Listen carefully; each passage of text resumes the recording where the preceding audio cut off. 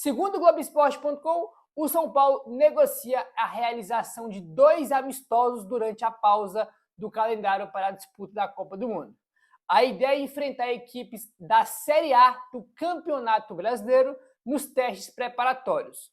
Há negociações em andamento para o jogo contra o Fluminense, no Maracanã, com data prevista para o dia 12 de julho. Os dois clubes são patrocinados pela mesma empresa, a casa de apostas Superbet, que pretende organizar um evento. Isso aqui é um ponto importante, né? A Superbet está participando também dessas conversas aí para ter esse amistoso, já que a marca patrocina os dois clubes, tanto o São Paulo quanto a equipe do Fluminense. Além do Fluminense, o São Paulo pretende realizar mais um amistoso, ainda sem uma data definida, contra uma equipe da elite do futebol brasileiro. Como o estádio do Morumbi passa por reformas e ficará indisponível no período, a partida deve acontecer em outro local. É aquela coisa, né, rapaziada? Morumbis aí é pra show, se de vez em quando aí der para ter um jogo, vai ter, se não der show, e o São Paulo vai ter que jogar em outro lugar. Aquela coisa que já comentamos, né? Quando acabar a Copa do Mundo, os jogos do São Paulo em casa, que é contra Atlético Paranaense e Santos, os dois primeiros em casa, não vão ser do Morumbi, porque vai ter show, olha que maravilha. Né?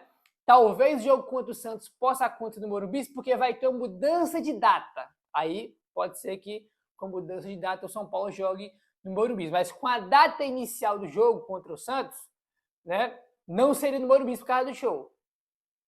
Né? Para você como é que é. Então, esse amistoso aí, um deve ser contra o Fluminense no Maracanã e o outro vai ser aí um campo neutro ou na casa desse adversário que o São Paulo ainda vai bater o martelo. O fato é que o São Paulo tem um amistoso contra uma equipe da elite, tá? Do futebol brasileiro aí, tá?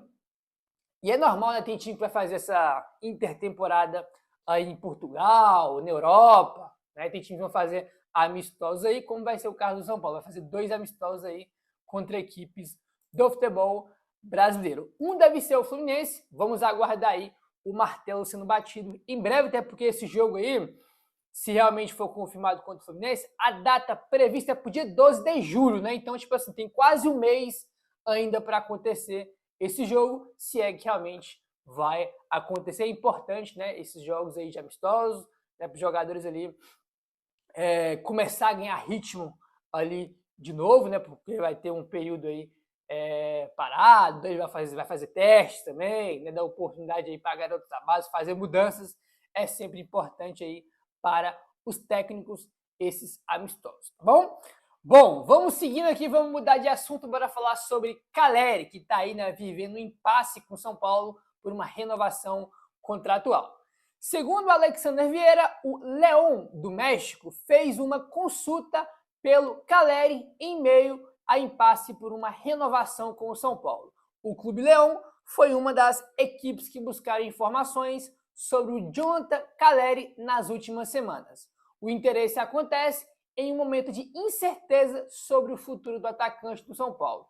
A negociação por uma renovação contratual do argentino estão travadas.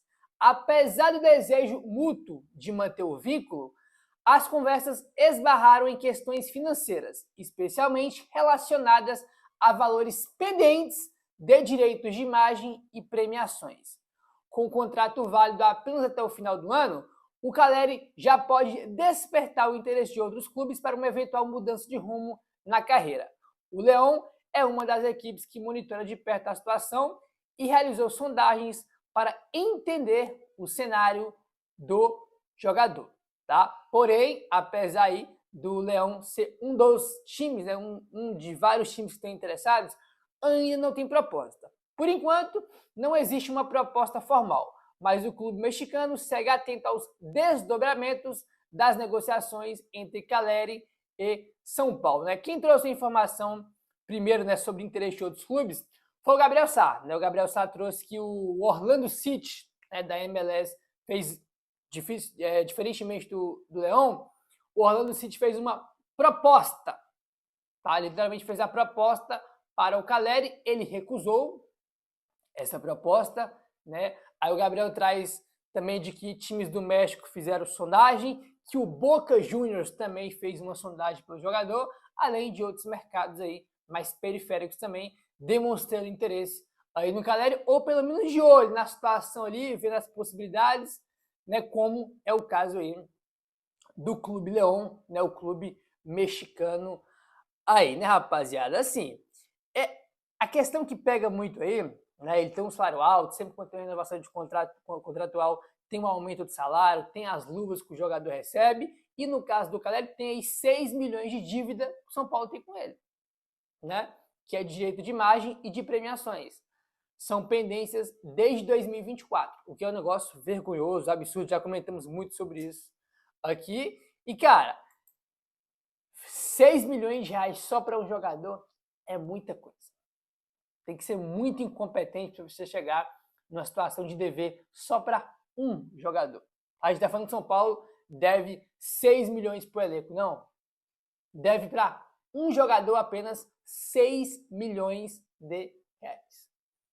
Você imagina o tanto de coisa que o São Paulo deixou de pagar, quantos meses deixou de pagar, para chegar até o momento que a dívida está na casa dos 6 milhões de reais. É um negócio inacreditável. Mas essa é que é a diretoria do São Paulo. Né? Macias, Rui Costa, Belmonte, né? Casares, né? Porque as dívidas aí é desde 2024, né? Quando os dois incompetentes ainda estavam, né? Belmonte e Casares. E Rui Costa, né? Que é o trio aí. Rui Costa segue até hoje. Entendeu? Situação complicada. Bastante complicada aí. Beleza? Vamos seguindo aqui agora para a gente falar sobre o Arthur Chaves, zagueiro aí do Hoffenheim, que o São Paulo está interessado. O que acontece, rapaziada? Vamos lá, a gente pode ter uma mudança aí no período de empréstimo, tá? Que o São Paulo está tentando aí pelo Arthur Chaves. Segundo o Alexander Vieira, o modelo discutido prevê o empréstimo de 1 ano, de uma temporada, com o São Paulo assumindo integralmente os salários do jogador. Porém, as partes entendem que um empréstimo de 6 meses, tá, apenas até o final do ano, é bem visto. Além disso, o clube pretende incluir uma opção de compra para ser exercida em 2027, caso o desempenho do atleta corresponda às expectativas. Neste momento, o avanço das negociações depende principalmente de um acordo com o Hoffenheim, que avalia as condições apresentadas pelo São Paulo. Nos bastidores, existe um otimismo de que as conversas possam evoluir nos próximos dias. Então, o empréstimo aí, né, cara, a gente sempre prevê empréstimo de 1 ano, quase todos os empréstimos, né, de jogadores aí no geral, quase todos de uma temporada ali.